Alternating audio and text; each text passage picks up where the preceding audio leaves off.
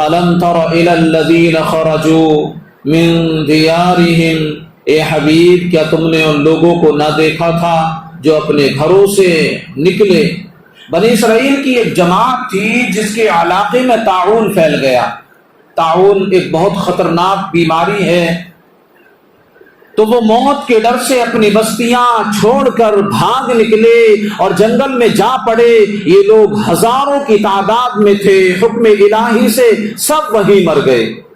کچھ عرصے کے بعد حضرت حزقیل علیہ السلام کی دعا سے انہیں اللہ تعالیٰ نے زندہ فرمایا اور وہ مدتوں تک زندہ رہے تھے۔ اس واقعے سے معلوم ہوا کہ آدمی موت کے ڈر سے بھاگ کر جان نہیں بچا سکتا تو بھاگنا بیکار ہے، نہیں بھاگنا چاہیے۔ جو موت مقدر ہے وہ ضرور پہنچے گی، آدمی کو چاہیے کہ رضا الہی پر راضی رہے۔ یوں ہی مجاہدین کو بھی سمجھنا چاہیے کہ جہاد سے بیٹھ رہنا موت کو دفع نہیں کر سکتا، دل مضبوط رکھنا چاہیے۔ سورہ آل عمران آیت نمبر 168 اور سورہ احزاب آیت نمبر 16 میں یہ مضمون بیان کیا گیا ہے۔ ان اللہ لذو فضل علی الناس، بے شک اللہ لوگوں پر فضل فرمانے والا ہے۔ ارشاد فرمایا کہ اللہ تعالی بندوں پر بڑا فضل فرمانے والا ہے۔ کچھ لوگوں پر تو کوئی خصوصی فضل ہوتا ہے، جیسے مذکورہ والا لوگوں کو دوبارہ زندگی عطا فرما دی، جبکہ اللہ تعالی کا عمومی فضل و کرم تو پوری کائنات کے ایک ایک فرد پر ہے۔ ہر انسان دن رات اپنے ظاہر و باطن میں اللہ تعالیٰ کے کروڑ ہاں کروڑ احسانات لیے چل رہا ہوتا ہے، لیکن لوگوں کی اکثریت اللہ تعالیٰ کے فضل و کرم پر اس کی شکر گزار نہیں ہوتی۔ وَقَاتِلُوا فِي سَبِيلِ اللَّهِ، اور اللہ کی راہ میں لڑو۔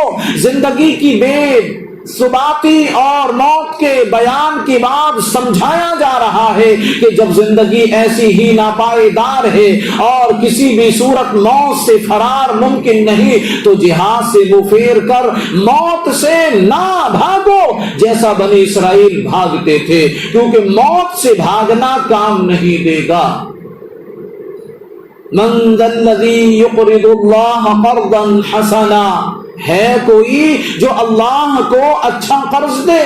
اب یہاں پر ایک اچھی بات ذکر کی گئی، راہ خدا میں اخلاص کے ساتھ خرچ کرنے کو قرض سے تعبیر فرمایا۔ یہ اللہ تعالیٰ کا کمال درجے کا لطف و کرم ہے، کیونکہ بندہ اس کا بنایا ہوا اور بندے کا مال اس کا عطا فرمایا ہوا۔ حقیقی مالک وہ جبکہ بندہ اس کی عطا سے مزاجی ملک رکھتا ہے، مگر قرض سے تعبیر فرمانے میں یہ بات دل میں بٹھانا مقصود ہے کہ جس طرح قرض دینے والا اطمینان رکھتا ہے کہ اس کا مال ضائع نہیں ہوتا اور وہ اس کی واپسی کا مستحق ہے، ایسا ہی راہ خدا میں خرچ کرنے والے کو اطمینان رکھنا چاہیے کہ وہ اس خرچ کرنے کا بدلہ یقیناً پائے گا، یقیناً پائے گا، اور وہ بھی معمولی نہیں بلکہ کئی گناہ بڑھا کر پائے گا۔ 700 گنا بھی ہو سکتا ہے اور اس سے لاکھوں گناہ زائد بھی ہو سکتا ہے، جیسا کہ سورہ بقرہ کی آیت نمبر 261 میں ہے۔ صدقے سے دنیا میں بھی مال میں برکت ہوتی ہے اور آخرت میں بھی اجر و ثواب ملتا ہے۔ دنیا کے اگر لاکھوں امیر لوگوں کا سروے کریں تو آپ کو معلوم ہوگا کہ ان کی اکثریت صدقہ و خیرات بکثرت کرتی ہے، اور لاکھوں غریبوں کو دیکھ لے کہ ان کی اکثریت صدقہ و خیرات سے دور بھاگتی ہے۔ واللہ یقبض ویبسط، اور اللہ تنگی دیتا ہے اور وسعت دیتا ہے۔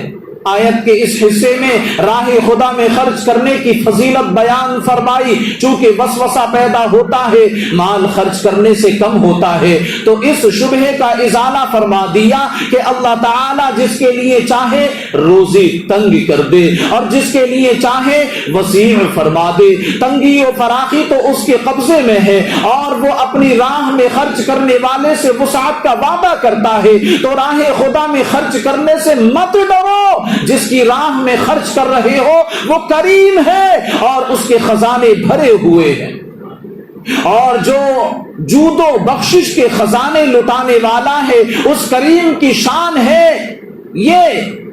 حضرت ابو ہریرہ رضی اللہ المولا تبارک و تعالی عنہ سے روایت ہے، نبی پاک صلی اللہ علیہ وسلم نے ارشاد فرمایا، رحمان کا دست قدرت بھرا ہوا ہے بے حد و حساب، رحمتیں اور نعمتیں یوں برسانے والا ہے کہ دن رات کی عطا فرمانے کے باوجود اس کے خزانوں میں کچھ کمی نہیں واقع ہوتی۔ اور دیکھو تو کہ آسمانوں اور زمین کی پیدائش سے لے کر اب تک اللہ تعالیٰ نے کتنا خرچ کر دیا ہے، لیکن اس کے باوجود اس کے دست قدرت میں جو خزانے ہیں ان میں کچھ کمی نہیں آئی۔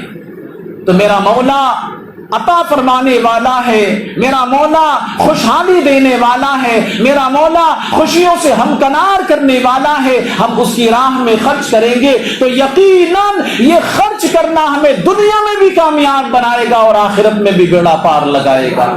اللہ تعالی ہم سب کو دل کھول کر راہ خدا میں خرچ کرنے کی توفیق عطا فرمائے۔ صلو علی الحبیب صلی اللہ تعالی علی محمد صلی اللہ علیہ وسلم۔